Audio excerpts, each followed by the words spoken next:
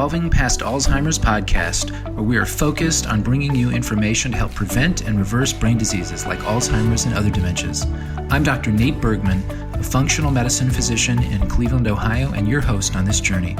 So, whether you're a baby boomer who's worried that your brain wiring just isn't working like it once was, or you have loved ones with the disease, or you yourself have already been diagnosed and are wondering, what do I do now? You'll want to listen to this podcast.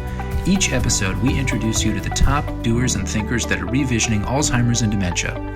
If you have questions or comments or just want to connect, please check us out on our Facebook page, or if you're old-fashioned like me, Google Evolving Past Alzheimer's podcast, and you'll find us that way. So here we go. Let's get better.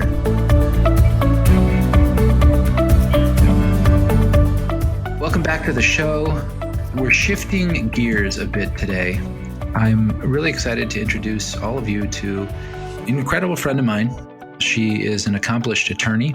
She just turned 80 just 2 months ago. She continues to give lectures on various topics she'll tell us about. She has not had an altogether easy life, but continues to thrive in ways that inspire me, and I think many of those that are around her. Please welcome to the show, Sharon Poisner. Hello, Sharon. Hi. Thank you so much for being here. You figured out how to use all the technology that is required to be on this show, and that was an exciting moment for me. Seeing your name pop up on the screen here, that was pretty cool. I never get over my nervousness about technology. Oh, you did it. You're on. You're up on the Zencaster. It's perfect.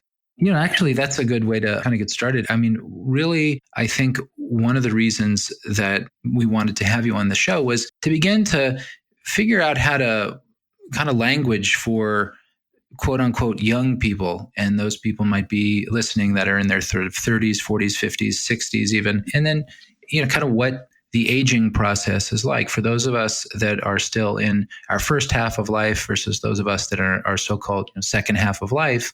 I think the notion is, well, aging is like a terrible thing and it's so hard. And I mean, certainly that is the experience that some people express, but I think some people have a much different view on this. And I think I've drawn a lot of inspiration from you over the years that I've known you on sort of your attitude about this. But before we kind of get into that, can you just give us sort of a basic sense of where you're from, what you're doing now, you know, where you live, those types of things? I was born in Kansas City, grew up here. I took high school in 3 years. I took college in 3 years. I finished college when I was 19. I got married. During the first 4 years, I had 3 children. 6 years later, I had a 4th child, 4 sons. When my kids were back in school, I went back to school to get a master's and then a PhD. I was a history professor at the state university here. And then I got caught in a political crossfire that I didn't say to anybody because it would have been destructive. And I quietly left. And at the age of 53 or 4, I went to law school. Wow. And then I opened up my own practice. I was a lawyer and a mediator. I picked up one copy of Trial magazine, and I saw an ad from Jerry Spence for his first Trial Lawyers College. And yeah, Jerry Spence, big name. Yeah, and as somewhat of a fluke, he told me that the only attorney who ever made him nervous was a middle-aged woman who went to law school out of idealism, and that was me. So I was in the very first class it was a month long in Wyoming for lawyers. After that, I really felt that my strength was more in mediation than in trial work, and I practiced law for 17 years until by then I had been divorced after 32 years, and a dozen years later, thinking that I would never remarry, I did remarry. And my second husband had a stroke, and I shut down my law office in 10 days. It was a crazy time. And then my mother had died of Alzheimer's. My husband had a stroke, and I was home. My children were all grown, and I had to figure out something to do. And I started studying the brain before it became sexy. And one of the best ways for me to learn is to teach. So I started offering classes. I taught a class every week for several years. I was widowed until I met unexpectedly again the man who became my incredible third husband. And then I reduced the teaching at the Jewish Community Center to 1 hour each month on whatever topic in health that I want to learn. I commit to teach and then I learn it. And for the last 8 years, I've been offering classes. I taught one this morning, a 3-hour class at the local community college in healthcare. And healthcare workers get continuing ed credits with me. They come in and introduce me with my various credentials. And then I say, okay, everybody, my PhD is in history. I was a history professor. I'm a retired lawyer. I know boundaries. I have never had a class on healthcare. I am not giving medical advice. But what I am is a researcher and a teacher. I know how to avoid the junk that's out there and how to pick good sources. So I'm giving you the most current information based on the best current reliable research at this point in time on whatever the subject is. It always has something to do with aging, how the brain body works. And that's what I do. And I'm having a blast, enjoying my husband, my family, and continuing to learn.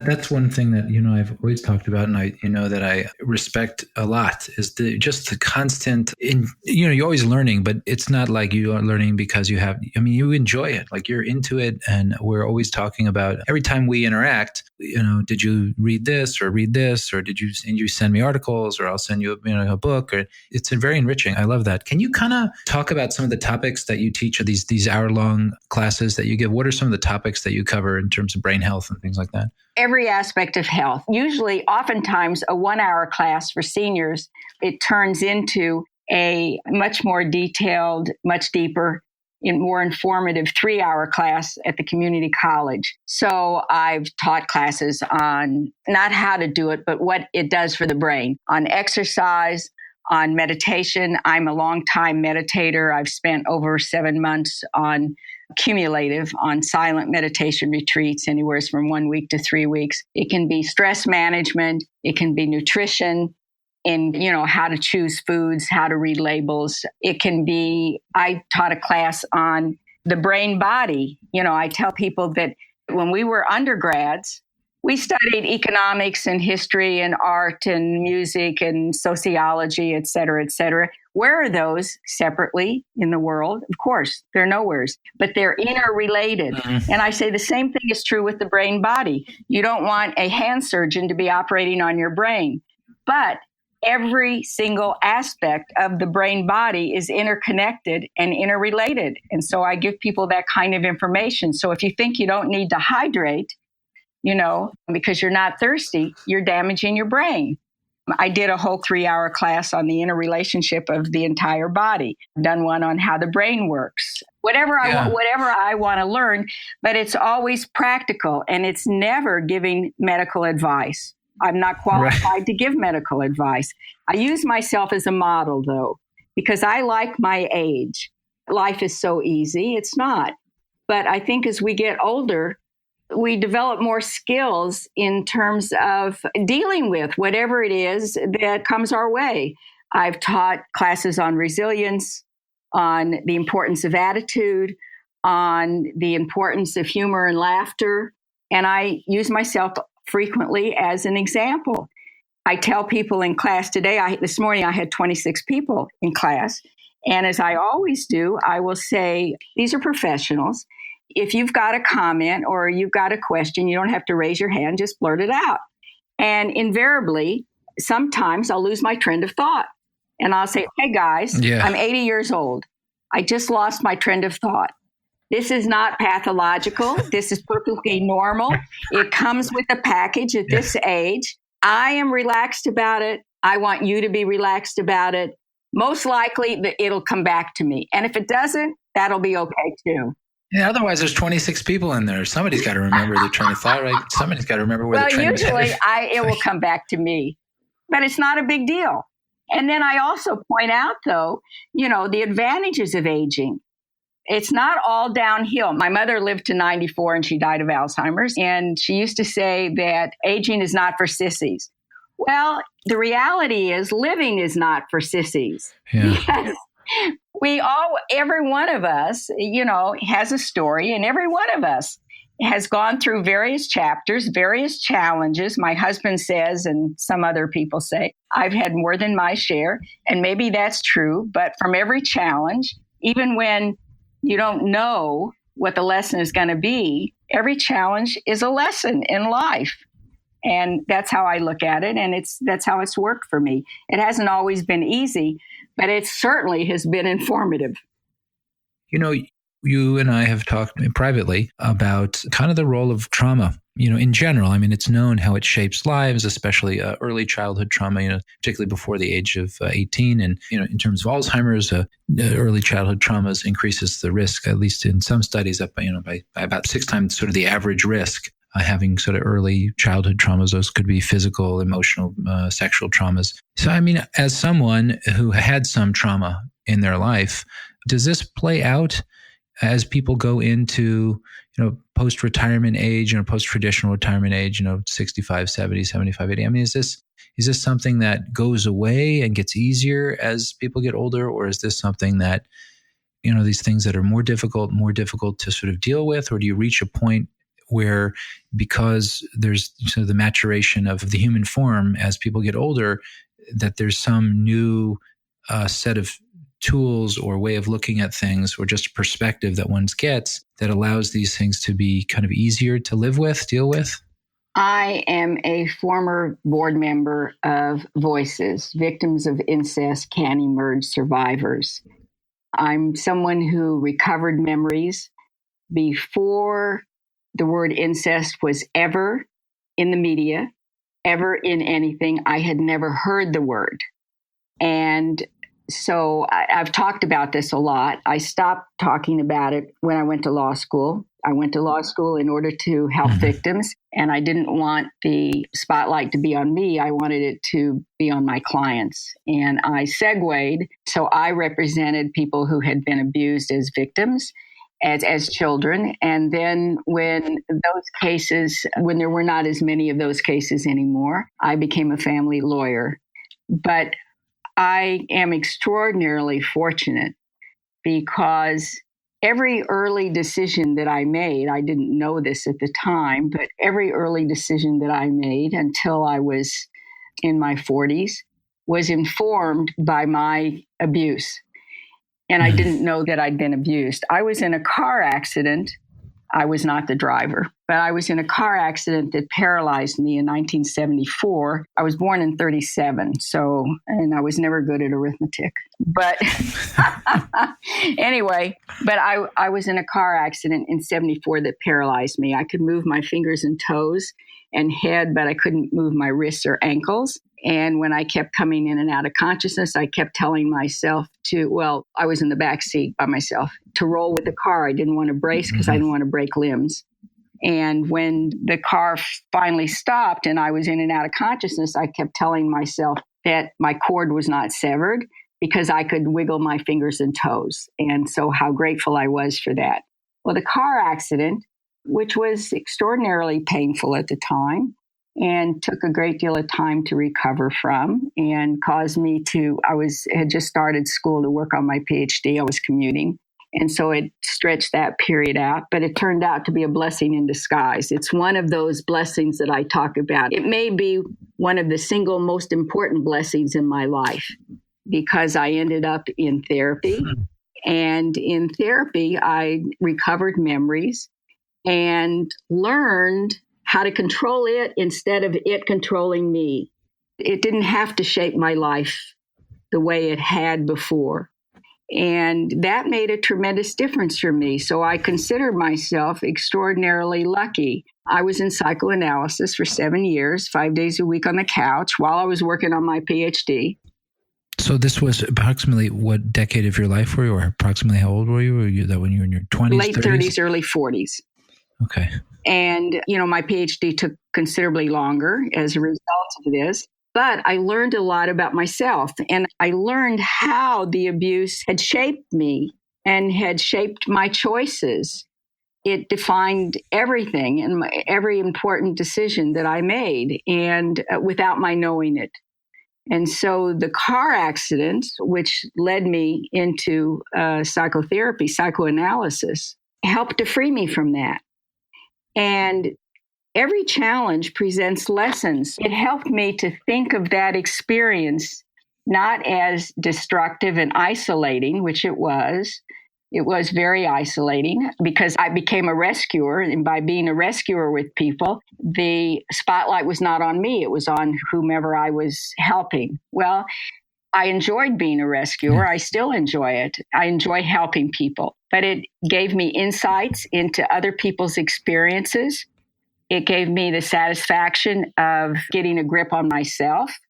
It gave me all kinds of things. I had tried to kill myself when I was 15. I recovered memories of that. And I was able to affirm that because I was able to do the research. When this came up, I would say to my analyst, this is ridiculous. Jews don't do this. He never gave me a thought. He only said, just trust yourself. And so what it did was it helped me to become a more compassionate person. It gave me insights that enabled me to be helpful to friends, to clients. Yeah, this is so interesting. And I met a woman earlier today, just so happens, and she's in her late 60s, and she developed, as a result of sexual trauma when she was growing up as a young person, young girl in her early adolescence, she developed a split personality. And she didn't know that she had a split personality into 2 periods in her life where she went through kind of some therapy. And the first time was in her 20s when she went through some therapy, had a real difficult time with depression. And then she lost her husband about 10 years ago, approximately. And then more issues came to fore. And she ended up being in a position where she could retire. She was also a teacher with a professional background. And she went for more therapy. She went to a university setting that has a very interesting program. And there, they kind of introduced her and she gave names to all of her, she had like 3 different personalities. And she kind of made peace with them. And then she thought she needed more therapy. And they basically introduced them. She realized why they were there and how they had sort of served her and how they developed out of some of these traumas. And now she became a writer. And she uses these these are like different voices in the stories that she reads. She's very well-adjusted, productive citizen with a sort of happy family of split personalities that sort of live with her. I just thought that was a really, really interesting. She's like living into retirement, doing that. And it actually, for her, it was the kind of the lever or the springboard for her to be able to get into this work and make peace was this transition into retirement. The way she describes it, she couldn't have done it when she was sort of doing the grind of, get up and go to work and the kids, the bill, like that just wasn't possible. It was this sort of phase of her life was only possible in sort of her view when she went into sort of that retirement phase. When I was active in the survivor movement, I knew a number of people who had multiple personalities. And I had a very close friend, as a matter of fact, who had multiple personalities. So I have a considerable amount, actually, of experience with people who have multiple personalities and also with people who have all kinds of reactions and experiences as the result of abuse. And I would not choose to live through some of my life experiences again, and I would not wish some of my life experiences on anyone else. But I would not give up, and I'm very serious about this, I would not give up a single day of my life experiences, no matter how difficult some of them were, because every single bit of it contributes to who I am today. And that's very important. And I own every single bit of it. Well, you mentioned meditation. It wasn't too long ago. It was maybe a couple of years ago. Maybe not even that long, where you told me you're going on this sort of week-long silent, I think it was like a silent or mostly silent meditation. And why do that? Like, how does that, what do you get out of that? I was recently heard an interview with somebody else where this is a really productive, kind of a famous guy.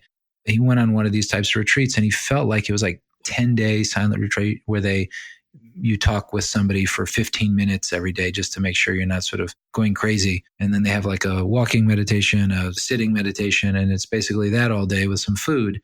And he almost lost his mind. I mean, he thought he was literally like going out of his mind by the end of it. I mean, can you share some of those experiences, kind of what led you to doing something like that, and what sort of learnings come out of that type of meditation experience?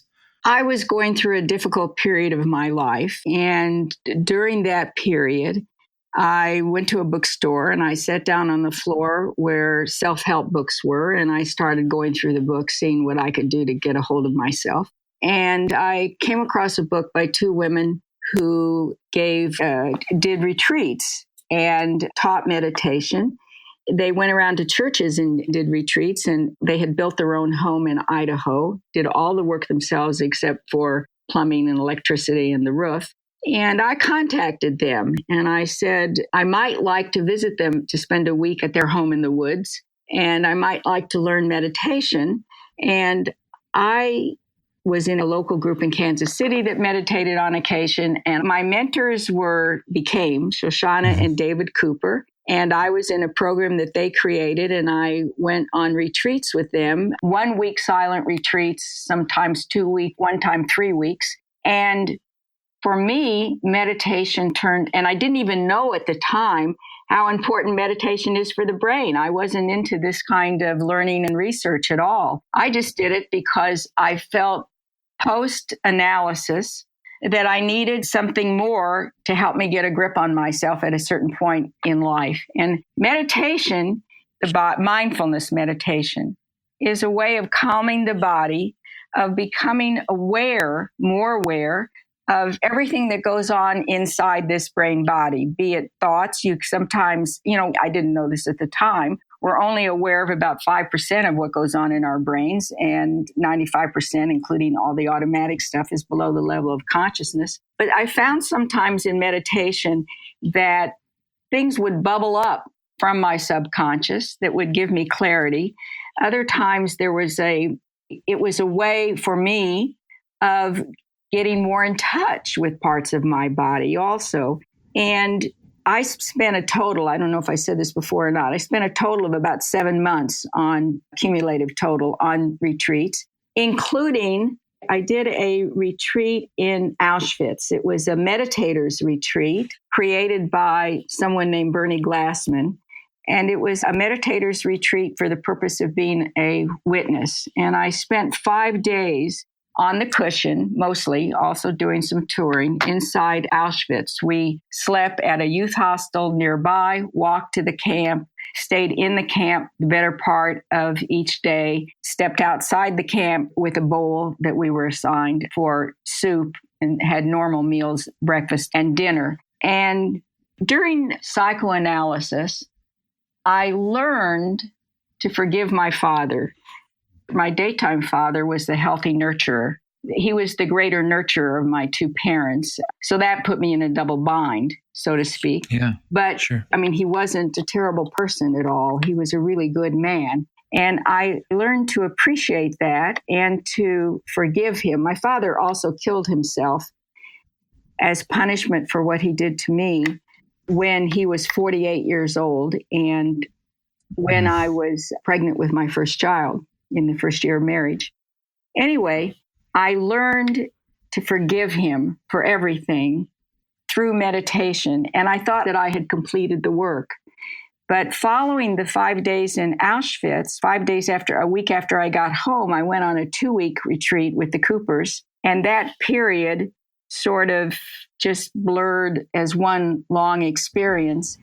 And sometimes very special things happen if you're in a deep meditation. And during the 3rd week of that total experience, I had an enormously deep meditation experience where I felt as though my body was melting. It was not scary at all. It was actually quite blissful. But more important than that for me was that I had this experience of absolutely incredible compassion for my father, far beyond the forgiveness. And that was such a gift to me I feel it to this day. And it freed me in so many ways. So that meditation for me, and I had a brilliant, supportive, wonderful analyst. And I was really privileged to have that experience. But in some ways, for me, meditation took me beyond where the work that I had done in analysis. And certainly in this regard, completed the chapter for me to the point that I have no negativity about those years or toward my father at all. And I wouldn't want to repeat it. I don't want anybody else to go through it. And I'm talking about this because it's so timely today, given what's been going on in the news with the physician and the gymnast and all of this really horrific stuff. And I felt so pleased that the young women came forward and talked in court. And I kept hearing that this had ruined their lives. Well, it certainly has impacted their lives in very serious, significant ways. But over time, it may reshape, and it certainly is harmful. I'm not going to minimize that in any way, but it doesn't have to ruin lives. That's a beautiful point. Thank you for sharing all that. That's amazing. How old were you when you had that experience of, probably forgiveness is an oversimplification, but that experience that you mentioned about coming to this understanding and about your father with the meditation? Approximately how old were you? I was in my late 40s.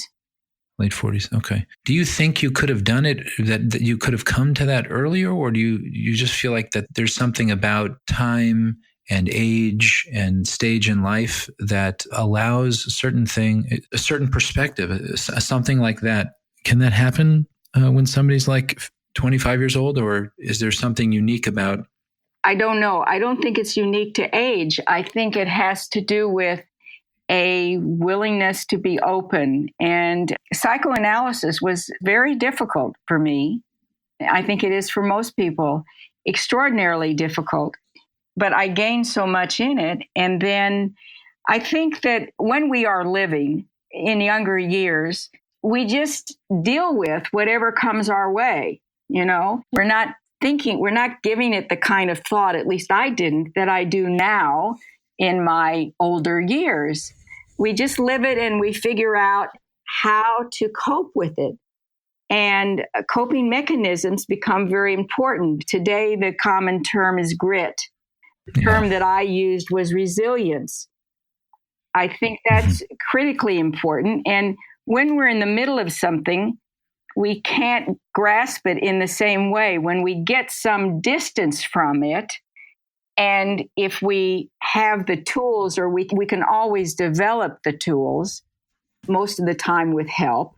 And I certainly was very extraordinarily lucky to have the help that I had, both from my analyst and also from my meditation teachers and mentors, so that we have the tools when we have some distance from whatever it is we have to deal with, to give ourselves a little space.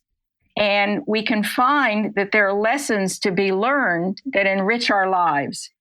I was on retreat. It was not a silent retreat at that point. And we were divided up into the little council groups that we stayed with for the week. And there was a young woman who had recently learned that she had MS, and her husband had to give her a shot every day. And she was quite angry. And in this council group, we weren't allowed to speak to each other. But I told my story. I shared my story for the purpose, really, of saying it to her, although that wasn't obvious to her. And what I had learned, and how in many ways I had grown and benefited from an experience that I certainly didn't want, and really made a very serious attempt to kill myself. And she sought me out later. And I said to her, you know, I don't know if you know what your husband looks like when he sees you. I said, he is so crazy about you. It's all over his face. It must pain him enormously to have to give you that shot every day. I said, he glows every time you come in his presence. And she didn't know that because she was so enmeshed in her own stuff that she couldn't see it. Only she did see it after I pointed it out to her, you know, and it gave her a whole new perspective. Once had a husband come to me people sought me out sometimes for various reasons. And I had a husband when I was practicing law who came to me and asked me, he told me that his wife was locked up in a psychiatric facility because she'd been cutting on herself, which is a common behavior among victims of sexual abuse. Sure. And he asked if I would be willing to go and meet with her, to talk to her. And I said, of course. So I went behind locked doors. And I did not, at that point, I certainly wasn't talking about myself anymore. I stopped it. If I was still practicing law, I wouldn't be talking about myself either. And one of the things I said to her was, I said, you know, if you can just hang in there, I promise you that there is light at the end of this tunnel. And if you really hang in there, you'll find yourself able to see it. She thought about it and she said to me, I don't know your story, but I feel that you know what you're talking about. And she was able to get herself out of that facility and go on from there. So that brings up an interesting, something else I'm curious about, which is this idea, you mentioned resilience and grit and spouse. And, I knew your previous husband who passed away, the good doctor, professor. And that type of thing, as I imagine it, right? Thinking about, being somebody who's in their 40s, thinking about losing a spouse that you feel very close to, you love very much, it's like almost unimaginable. And the longer somebody sort of progressed through life with a partner, whether it's a first partner or a second partner, but they care very much about, certainly, in love with and have built a life and experiences with. Can you just sort of share what that period was like and how you got through that with, just how did you get through it? And you sort of have, I don't say resurrected, but you appear to now have, you've just recreated another really good chapter of your life. And you can tell how you talk, how you speak, and just, you have that mojo. Can you kind of describe what you went through and then how you kind of got through that period onto this sort of next chapter? And if there's anything, I don't know, strategy is not the right word probably, but just some of the things that helped you along the way? Well, that brings up a whole other very important question about the issue of medical care near the end of life. And we're in a period of transition right now with regard to that. I mean, this society is in a period of transition with regard to that. I have one piece of unfinished business still, and where I have not been able to forgive. And although I'm working on it, but I'm not quite there, totally there. And that is that my husband had a doctor who wouldn't give up. And it was clear that he was never getting out of bed, and he could not speak, but he did have cognition, and he could agree to various procedures, which he did, but he wasn't fully informed. I did the research, and I said to the specialists, I'm not medically trained, but this is my summary, and I've got the scientific articles behind it. Is this accurate? And one of the specialists said yes. But he endured, I won't go into it, but it was about as horrible as it could possibly be, because he was very strong-willed and wanted very much to live. So that when he died, there was a certain relief that the suffering was over. And that's a totally different kind of experience as opposed to, for instance, the sudden death without any warning of my father when I didn't understand at all what was going on. And he was the healthy nurturer in the daytime. So I've had two different kinds of experiences. But you go through a period of very serious grief, and you never forget that, and you never forget that loss. But if you live long enough, we are going to experience losses. And like anything else, I don't criticize any. I went to a grief support group after Gil died, and I went for a few sessions, and there was one woman in there who said that she lost her husband 5 years earlier, and it was as though it happened yesterday, and she still felt every single bit of it. And I don't criticize her, but we don't have to be stuck Today in the class I taught, a woman talked about a couple who lost a child and it destroyed their lives. And much to my surprise, this woman said she had lost a child. Well, losing a child to me is so abnormal, the worst thing that can happen. It's even worse than losing a husband or a spouse that you love. That's within the range of normal, at least. And this woman talked about how she had found the strength to go on, and she has a good life. She has 2 other children, but she has a good life. So life is very precious, and it's not a gift to the person we lost to stay in that area, in that mode of mourning. A gift to the person we lost, to my way of thinking, the ability to go on and to taste joy again, because that to me expresses the joyfulness of what I had and honors the joy that I had. To stay in a period of mourning is not to honor what you had. Life is, I don't mean to sound hard because it have a hard shell. I don't think I do. But we have to grow. We have to keep growing, and we have to have empathy, not only for others, but how can we have empathy for others if we don't have empathy for ourselves? So, yes, we go through this period of grieving. My husband, my current husband, who is an absolute gift to me. You guys have been married for what, 3.5 years. Is it more years?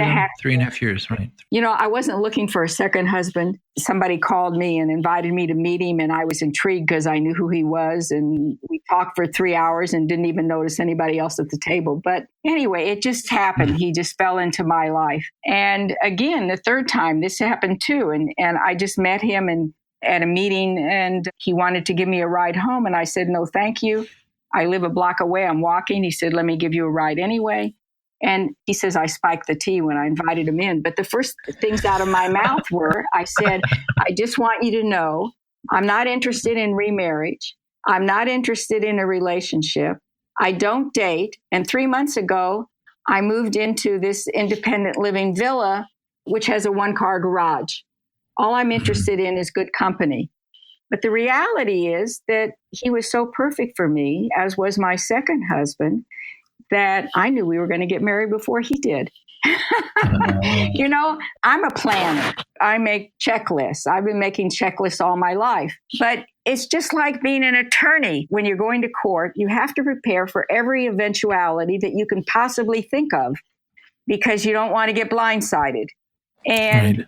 But then you can't be locked into that. You have to be able to zig instead of zag if something comes up and surprises you. You shouldn't be stuck in that planning. And that's what's happened to me in life. I wasn't looking to remarry.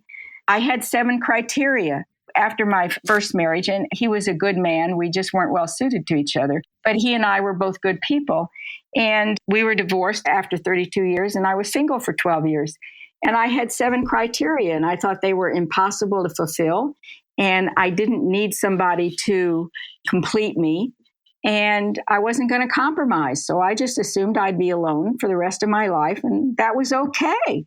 And 2 wonderful men at different points fell into my life, and they were perfect for me. And my husband, my current husband, had a very happy 50-year marriage and lost his wife to illness. And also went through a period of deep mourning. And I certainly honor his memory of her. You know, her picture is in my house, as are pictures of my family. But, you know, we have a life together now. And I think that it honors the lives that we had before. And I offered with my deceased husband, Gil, we had a wall of photographs, and I offered to include her picture there, of course. Oh, that's beautiful. That's beautiful. Because that's part of who we are. Sharon, this perspective is so helpful. We don't get it enough. Just it's not, I think you feel like it's, at least when you're kind of on the early side of maybe the second half of life, it's just, you know, whether we don't make time or we don't make it a priority or we don't listen or whatever the reasons are. I think this perspective it's amazing to hear. So we really thank you for your time and being with us today. Thank you very, very much. Thank you.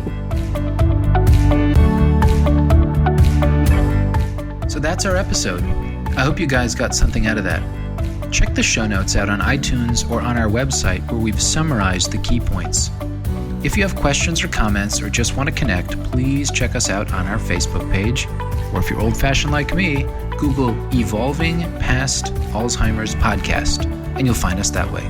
Finally, if you find the information here valuable, please consider giving us a 5-star rating on iTunes and leaving comments in the comment section. It will really help us bring this message to as many people as we can. Thanks, and talk to you next time.